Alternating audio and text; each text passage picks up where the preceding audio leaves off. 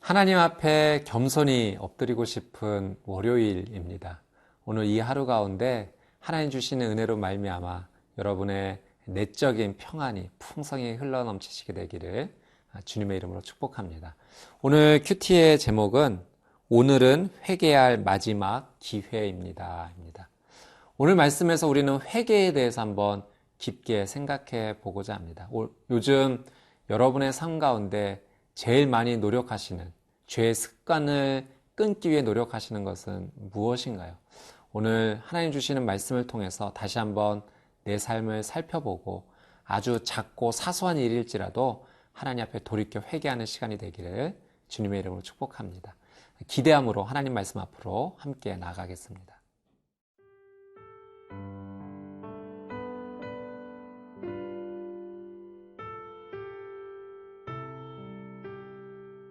누가복음 13장 1절에서 9절 말씀입니다. 그때 마침 두어 사람이 와서 빌라도가 어떤 갈릴리 사람들의 피를 그들의 제물에 섞은 일로 예수께 아뢰니 대답하여 이르시되 너희는 이 갈릴리 사람들이 이같이 해받음으로 다른 모든 갈릴리 사람보다 죄가 더 있는 줄 아느냐? 너희에게 이르노니 아니라. 너희도 만일 회개하지 아니하면 다 이와 같이 망하리라. 또 실로암에서 망대가 무너져 치어 죽은 18사람이 예루살렘에 거한 다른 모든 사람보다 죄가 더 있는 줄 아느냐? 너희에게 이르노니 아니라. 너희도 만일 회개하지 아니하면 다 이와 같이 망하리라.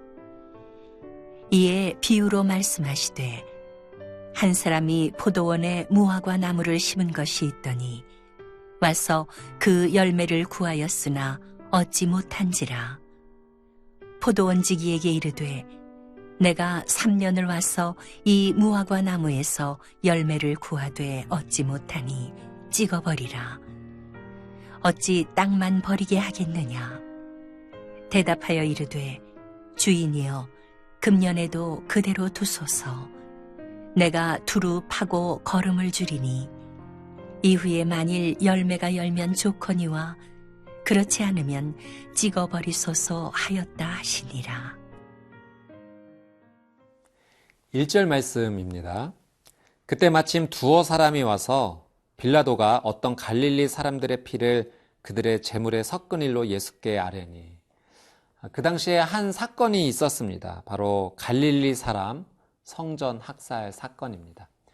빌라도가 예루살렘에 물을 공급하기 위해서 수로를 만들고자 했는데 그 비용을 그 성전의 헌금을 유용하게 됩니다. 이것에 대해서 반대하는 사람들이 있었죠. 그 반대하는 사람들을 성전에서 학살하는 사건이 있었는데 갈릴리 사람들이 죽게 된 것입니다. 그래서 그들의 피가 제물과 함께 섞여졌던 거죠. 또 그뿐이 아닙니다. 4절에 보니까 또 한 사건이 있었는데요. 또 실로암에서 망대가 무너져 치어 죽은 18사람이 예루살렘에 거한 다른 모든 사람보다 죄가 더 있는 줄 아느냐. 실로암에서 망대가 무너진 사건입니다. 이 실로암 망대는 그 수로를 감시하는 탑이었는데 이 망대가 넘어져서 안타깝게도 18명의 목숨이 잃게 되는 사건이었습니다.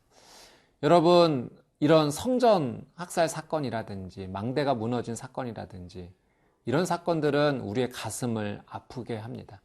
옛날에만 있는 사건이 아니라 요즘 현대 사회에서도 일어날 수 있는 사건이죠. 우리는 이러한 사건을 어떤 의미로 받아들여야 되겠습니까? 이런 사건 앞에서 우리는 참 안타까운 마음과 함께 눈물 흘리는 마음을 갖게 됩니다. 그러나 이러한 사건 가운데서도 우리가 분명히 깨달을 수 있는 거 한 가지가 있습니다. 변하지 않는 사실, 그것은 하나님께서 우리를 여전히 사랑하신다라는 사실입니다. 어떤 사건이 일어나든지 하나님의 사랑은 변하지 않는 것입니다.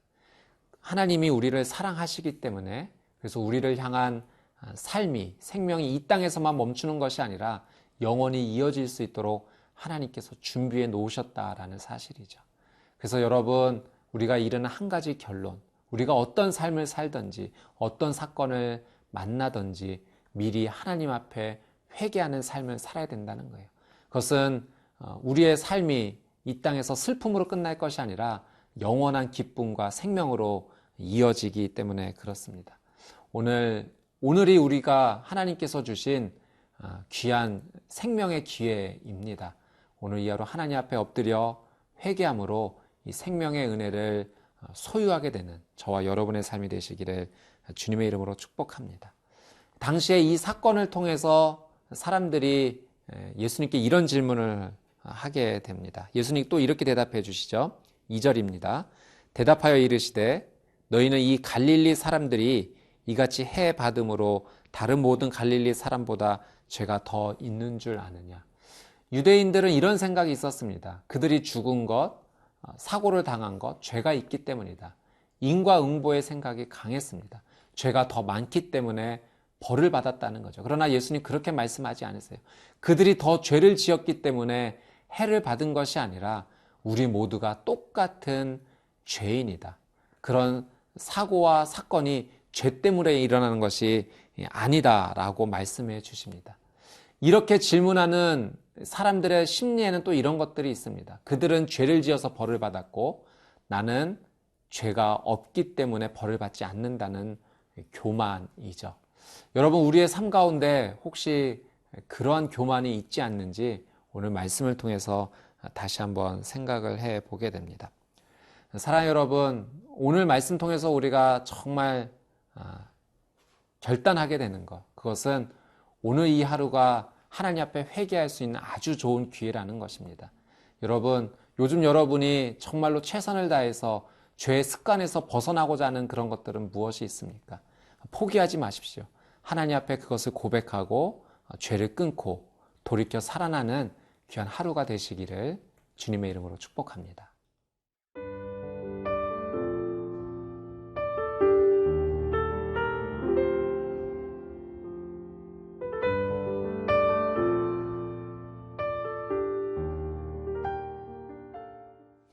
예, 6절 말씀 함께 보겠습니다.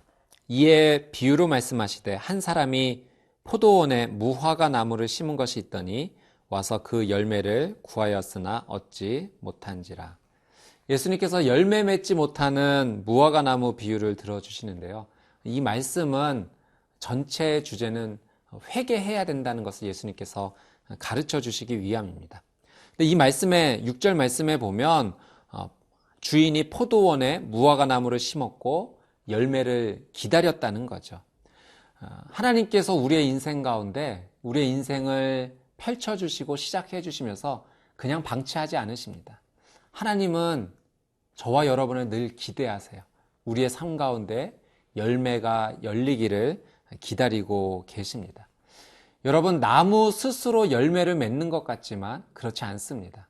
나무 스스로 열매를 맺는 것이 아니라 그 나무가 열매를 맺을 수 있도록 사실은 하나님의 놀라운 은혜가 그 나무 가운데 임하는 것이죠. 여러분, 오늘 하나님 앞에 기도하십시오. 하나님, 내 인생 가운데 하나님의 은혜가 임하여져서 열매 맺는 인생 되기를 원합니다. 하나님께서 원하시는 그 열매가 열리기를 원합니다. 기도하며 나가는 저와 여러분의 삶이 되기를 원합니다. 7절 말씀입니다. 포도원지기에게 이르되 내가 3년을 와서 이 무화과 나무에서 열매를 구하되 얻지 못하니 찍어버리라.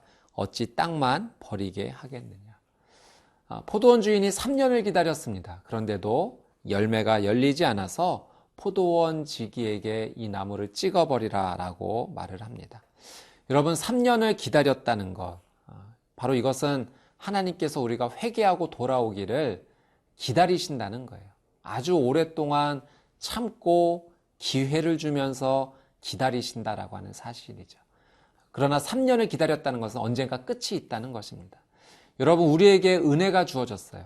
하나님께서 회개할 기회를 주신 것입니다. 그러나 언젠가 끝날이 올 것입니다. 그 끝날이 오기 전에 하나님 앞에 엎드리는 것이 지혜입니다.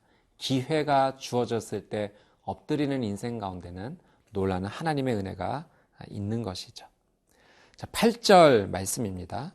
대답하여 이르되 주인이여 금년에도 그대로 두소서 내가 두릅하고 거름을 주리니. 포도원 지기가 이 주인을 만류합니다. 조금만 한 번만 더 참아 주시죠. 제가 경작하고 걸음을 더 줘서 한번 열매를 맺게 해보겠습니다. 이 포도원지기는 예수님을 상징합니다. 우리를 도와주시는 분이세요. 사랑하는 여러분, 우리의 삶 가운데 예수님께서 이렇게 우리를 사랑해 주시고 인도해 주신다는 사실을 늘 기억하세요. 그분은 내가 열매 맺을 수 있도록 말씀으로 우리를 인도해 주시고 또 사랑으로 우리를 가르쳐 주십니다. 예수님 앞에 엎드리는 하루, 기도하는 하루 되십시오. 주님의 은혜가 필요합니다. 주님의 도우심이 필요합니다. 주님께서 나에게 경작해 주시고 걸음 주실 때 내가 열매 맺을 수 있습니다. 그렇게 예수님의 이름을 더 간절히 부르는 복된 하루가 되시기를 축복합니다. 마지막 9절 말씀입니다. 이후에 만일 열매가 열면 좋거니와 그렇지 않으면 찍어버리소서 하였다 하시니라. 예수님의 은혜로 말미암아 우리가 회개의 기회가 주어졌습니다. 우리가 자녀들을 양육할 때 자녀에게 그렇게 말할 때가 있습니다. 자녀가 좋은 것을 행동하기를 원하고 옳은 자리로 돌아오기를 원하는 마음으로 자녀들에게 권면하고 교육하고 가르칩니다. 어린 자녀에게 이렇게 표현하죠. 아빠가 셋 셀 때까지 이렇게 했으면 좋겠어. 하나, 둘, 둘의 반, 둘의 반의 반. 셋을 외치지 않습니다. 그것은 자녀가 스스로 그 일을 행하기를 기다려주는 겁니다. 사랑하기 때문에 기다리는 거예요. 오늘 하나님의 사랑이 저와 여러분을 기다리고 있습니다. 하나님의 하나, 둘, 둘의 반이라는 이 외침 앞에 겸손히 눈물로 엎드리는 저와 여러분이 되시기를 주님의 이름으로 축복합니다. 기도하겠습니다.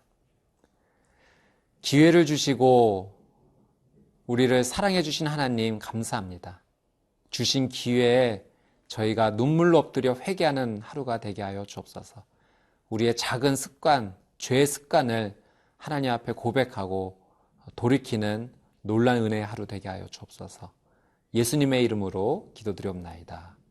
아멘.